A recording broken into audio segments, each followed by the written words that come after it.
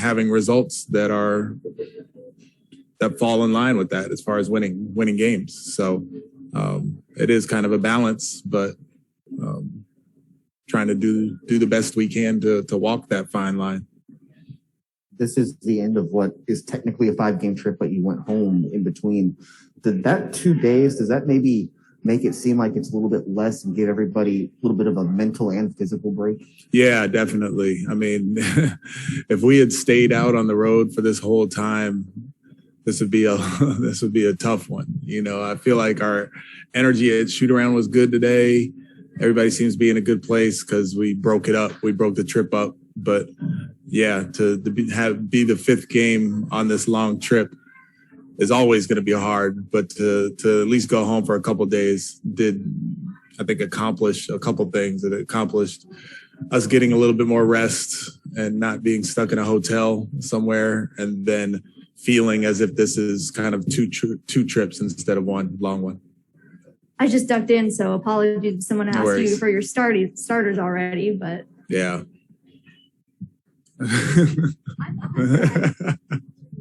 Nobody has asked. Coach, just along the big picture lines of the season, how has it been for you knowing that you have a group of young guys that are trying to learn and be inspired from you, and you're still trying to win games at the same time, you're still dealing with the league at the same time, injuries, COVID, all that stuff. How's it just been for you when you kind of take a step back and get introspective? Yeah, it's been great. It's been fun. We got a good group of guys first and foremost, and they're fun to work with. And you can see the improvement on a daily basis, which is fun to see. And going on the road and winning 3 out of 4 is great and important, but it's the day-to-day that I enjoy so much with these guys. It's the practices and the walkthroughs and the film sessions and the little things that we do outside of the basketball court. So yeah, I'm really enjoying it. It's hard, but there's 30 hard jobs in the NBA. There's no easy job. And I like where we are. I like I feel like we're going.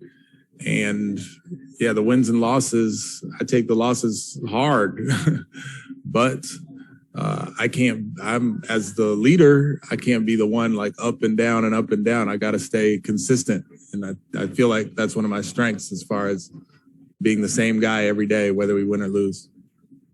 We'll take a few on Zoom. Ali Khan Bajani. Hey, Steven. When Jayshawn is defended by a big or the opposing center, and they may sometimes help off of him, what are some of those reads you would like him to make, or how would you like him to play off of that, him and his teammates?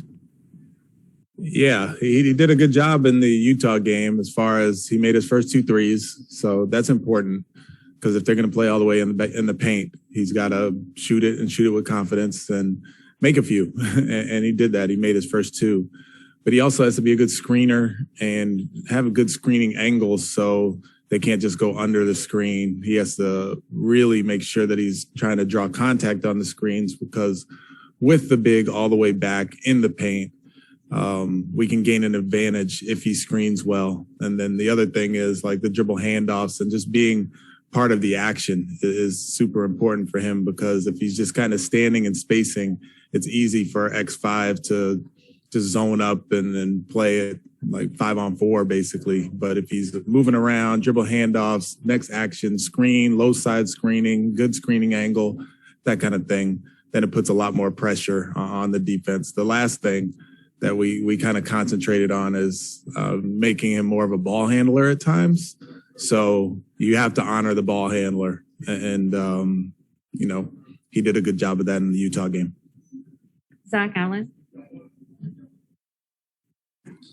Hey, Coach. Almost a similar question, but when Utah, they ran a 2-3 with the middleman being high.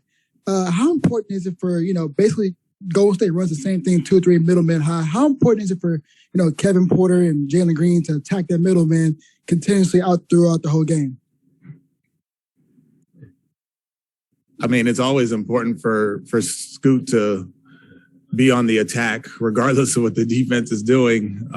It's just the gaps are different, right? Like sometimes the gaps are on the side and we run like more side pick and rolls or dribble handoffs so you can turn the corner. Other times the gaps are at the top. So making sure that we play high pick and roll or get the ball moving from side to side, then attacking the closeout as it comes to the top. So it's important for him to read the defense and know kind of where the gaps will be. But we try to do things offensively to where we're attacking at the appropriate spots. And last question, Jackson Gatlin. Hey, Stephen. Hey. Last game was, I believe, the second time this season that Jalen Green hasn't been on the floor in kind of a crunch time situation, with the game kind of on the line down to the wire. How difficult is it to balance wanting to have Jalen out there in those crunch time moments to learn versus, putting your best five from the night out there on the floor? And what's the takeaway in those moments for Jalen Green if he's not on the floor to close out a game? Yeah, I mean, last game we just went with the group that was playing well. Obviously, Garrison played 19 straight minutes, so that wasn't ideal for him, but he was just playing so well. And I felt like the group deserved for him to be on the floor. As far as Jalen's concerned, Jalen understands, and I talked to Jalen, and he's good. He understands in the course of an 82 game season, there's times where he's going to be featured at the end of games, or maybe he won't be in the game at the end of games. But you can't just take one game and say, "Oh, he's not learning from this experience." Maybe he is learning from being on the side and watching, or learning from being out there and being a big part of what's going on. So that's all part of it. It's a delicate balance. I understand your question, but yeah, that was just the way the game was going, the way the group was playing, and we had an opportunity to win that game, and I went with my gut. And but Jalen is good as far as the conversations that we've had afterwards, the work that he's put in today, as far as he has great work habits anyway, but he's in a good place, so no big deal.